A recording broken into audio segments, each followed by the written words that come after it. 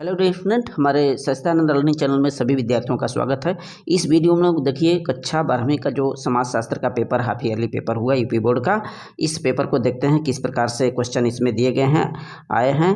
और देखिए यहाँ पर 3 घंटा 15 मिनट निर्धारित समय, पूर्णांक 100 और ये प्रश्न पत्र बहुविकल्पीय प्रश्न यहाँ से प्रारंभ किया गया है। पहला क्वेश्चन देखिए क्या आया हुआ है, राष्ट्रवाद का जन्म किसके परिणाम स्वरूप हुआ। तो राष्ट्रवाद का जो जन्म है उपनिवेशवाद के परिणाम स्वरूप आया था, अर्थात जो विकल्प है ये ब वाला इसमें राइट कर दीजिएगा। प्रश्न संख्या दूसरा देखिए, जनसंख्या वृद्धि के सिद्धांत से कौन संबंधित है। जनसंख्या वृद्धि के संदर्भ में जो माल्थस थे उन्होंने अपना सिद्धांत दिया था, अर्थात ब वाला विकल्प यहाँ पे राइट हो जाएगा आपका। इसके बाद क्वेश्चन नंबर तीसरा देखिए, तीसरा सूचना का अधिकार अधिनियम कब पारित किया हुआ। 4 विकल्प दिए गया है। तो सूचना का अधिकार 2005 में पारित हुआ था, ये पहला वाला विकल्प है, इसमें राइट हो जाएगा। प्रश्न संख्या चौथा देखिए, संस्कृतिकरण शब्द की उत्पत्ति किसने किया। संस्कृतिकरण शब्द की उत्पत्ति M.N. श्रीनिवास ने किया था, अ वाला विकल्प यहाँ पे राइट हो जाएगा। प्रश्न संख्या 5वां देखिए क्या आया हुआ है, भारत में 2011 की जनगणना के अनुसार स्त्री पुरुष अनुपात, स्त्रियाँ प्रति 1000 पुरुष पर स्त्रियों का जो अनुपात बताया गया है, तो कितनी उनकी संख्या है। ठीक, ये पूछ रहा है 5वां वाला क्वेश्चन। तो ये जो संख्या होती है 940 होती है आंकड़ा। भारत में वर्ष 2011 की जनगणना के अनुसार जो स्त्री पुरुष अनुपात है पर 1000 पुरुष पर स्त्रियों की संख्या 940, ब वाला विकल्प यहाँ पे राइट हो जाएगा। प्रश्न संख्या 6वां देखें, किसने कहा हम समितियों के सदस्य हैं ना कि संस्थाओं के। तो ये बात कहने वाले मैकाइबर और पेज थे, अ वाला विकल्प इसमें राइट हो जाएगा प्रश्न संख्या 6वां का। प्रश्न संख्या 7 देखें, प्रबल जाति की अवधारणा किसने दिया था। प्रबल जाति की जो अवधारणा है M.N. श्रीनिवास ने ही दिया था, अ वाला विकल्प यहाँ पे राइट होगा 7वां का अ। प्रश्न संख्या 8 देखें, भारत में जनजातीय आंदोलन का प्रमुख कारण है। तो जनजातीय आंदोलन के कारण देखिए आर्थिक शोषण भी है, सभ्य समाजों से संपर्क, ये भी राइट है। दोषपूर्ण वन नीति जो निर्धारित की गई थी, ये भी, अर्थात द वाला विकल्प यहाँ पे सही हो जाएगा, उपयुक्त सभी। प्रश्न संख्या 9 देखिए, पर्यावरण के जैविक एवं अजैविक सभी कारकों के पारस्परिक संबंधों को क्या कहा जाता है। 4 विकल्प दिया गया है। तो जैविक और अजैविक के बीच जो रिलेशन होता है वो पारिस्थितिक तंत्र के अंतर्गत आता है, यहाँ पे ब वाला विकल्प इसमें राइट है। प्रश्न संख्या देखिए 10वां क्या दिया गया है, निम्न में से कौन सा आश्रम अधिक महत्वपूर्ण है। देखिए यहाँ पे जो ब्रह्मचर्य है, गृहस्थ है, वानप्रस्थ है, संन्यास है, तो इसमें सबसे जो आश्रम अच्छा होता है वो गृहस्थ है, चूँकि इसी में रह करके सारी क्रियाएं संपन्न होती हैं इंसानों के द्वारा। अब यहाँ से अति लघुत्तरीय प्रश्न है जो कि 25 शब्दों में जवाब देने हैं। प्रत्येक प्रश्न के 3 अंक निर्धारित किया गया है। और यहाँ से देखिए किस प्रकार के कैसे क्वेश्चन है, इसको आप देख लें। प्रश्न 11 देखिए दिया गया है कि एकीकरण क्या है।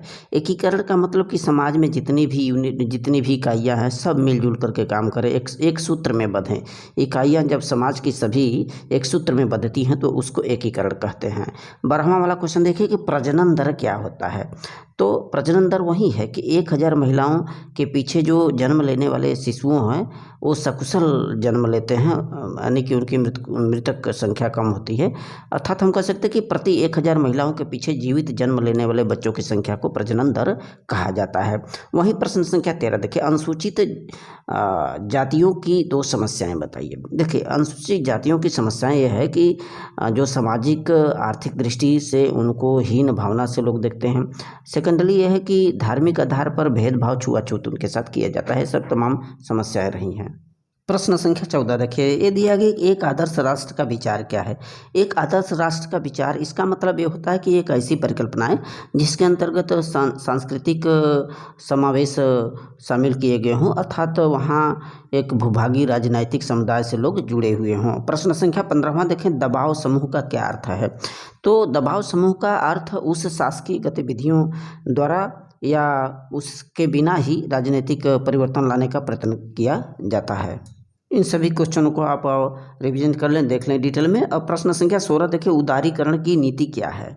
तो उदारीकरण का अर्थ ऐसा होता है कि जैसे कोई सरकार नियंत्रण में रखती है अपने जनता को, तो ऐसा नियंत्रण जहाँ पर जनता का लाभ हो, माने आर्थिक विकास की प्रगति हो, तो ऐसे नियंत्रण को ढिलाई देना, उदारीकरण नीति कहलाती है, जहाँ पर कि आर्थिक लाभ उत्पन्न होता है, तो वहाँ कंट्रोल को कम किया जाता है। अगला क्वेश्चन 17वां देखिए, धर्मनिरपेक्षता क्या है?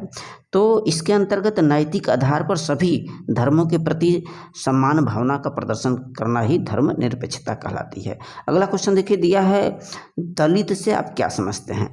दलित का मतलब कि वंचित लोग, माने कि जो पीड़ित लोग होते हैं, सताए लोग होते हैं, तो जिनका शोषण उत्पीड़न होता है, तो ऐसे लोगों को दलित की श्रेणी में रखा गया है।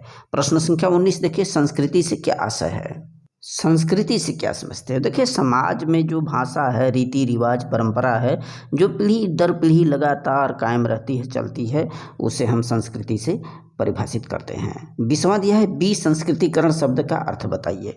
देखिए, विसंस्कृतिकरण अर्थ ये होता है कि जैसे तमाम निम्न जातियां होती हैं, जहां पर उनकी संख्या ज़्यादा होती है, उसमें कुछ उच्च जातियों का समावेश हो जाता है, तो इस प्रकार विसंस्कृतिकरण वो प्रभावित करती है। अर्थात जब निम्न जातियां उच्च जातियों में जहां पर आ जाती हैं, तो निश्चित तौर पर दोनों कहीं न कहीं इफेक्ट होता है, दोनों पर इसका प्रभाव पड़ता है। यहाँ पर देखिए, लघुत्तरी प्रश्न 50 शब्दों में आपको जवाब देना, 6 अंक के हैं।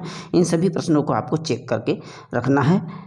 प्रश्न संख्या 21 देखिए, वर्तमान समय में जनजातीय पहचान के निर्माण को प्रभावित करने वाले कारकों का वर्णन कीजिए। यानी कि यहाँ पर पूछ रहा है कि जो जनजातीय समुदाय के लोग होते हैं, उनको कौन कौन से कारक प्रभावित कर रहे हैं। तो देखिए, जो जनजातीय समुदाय हैं, आज के पीढ़ी में जहाँ पर शिक्षा का स्तर बढ़ा है और तमाम समाज के साथ उनका चलन प्रक्रियाएँ जुड़ाव हुआ है, तो कहीं कहीं उनमें धीरे धीरे बदलाव हो रहा है। दूसरा ये कि बहुत से राज्य, नए राज्यों का निर्माण हुआ है, जैसे झारखंड, छत्तीसगढ़, तो वहाँ जैसे जैसे नए राज्य बने हैं, वहाँ सरकार की एक अलग से व्यवस्था आई है, जिससे उनके जीवन शैली में सुधार हुआ है और शिक्षित वर्ग का उदय हुआ है, जिसके कारण जनजाति धीरे धीरे उनका जो पहले की स्थिति थी उसमें विकास होता चला जा रहा है। प्रश्न संख्या 22 देखिए, जाति व्यवस्था में परिवर्तन के कारणों का वर्णन कीजिए।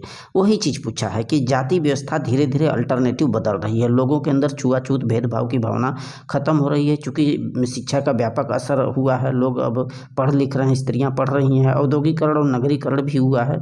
इसका कारण है तमाम संस्थान ऐसे हैं, जहाँ उद्योग ऐसे हैं, जहाँ पर बगैर किसी जाति भेदभाव के लोग कंधे से कंधा मिला करके काम करते हैं और यात्रा करते हैं, सफर करते हैं। अगला क्वेश्चन देखिए दिया है, परियोजना कार्य के गुण बताना है। इसको आपको देख लेना है। आधुनिक सामाजिक संगठन का वर्णन कीजिए, इसको भी चेक करिए। भारतीय लोकतंत्र की प्रमुख विशेषताएं लोकतंत्र की, ये बताना है। प्रश्न संख्या 26, सामाजिक आंदोलन के महत्व का वर्णन करिए। और 27वां है दीर्घ उत्तरी प्रश्न, माल्थस के जनसंख्या सिद्धांत की विवेचना करना है। और अथवा में आया हुआ है भारतीय समाज का संक्षेप में परिचय देते हुए इसका वर्णन करिए। 28वां है भारतीय समाज में अस्पृश्यता के उदाहरण तथा इसके प्रभाव का जिक्र करना है। अथवा संस्कृतिकरण की प्रमुख विशेषताएं और भारतीय समाज पर इसका क्या प्रभाव पड़ा है।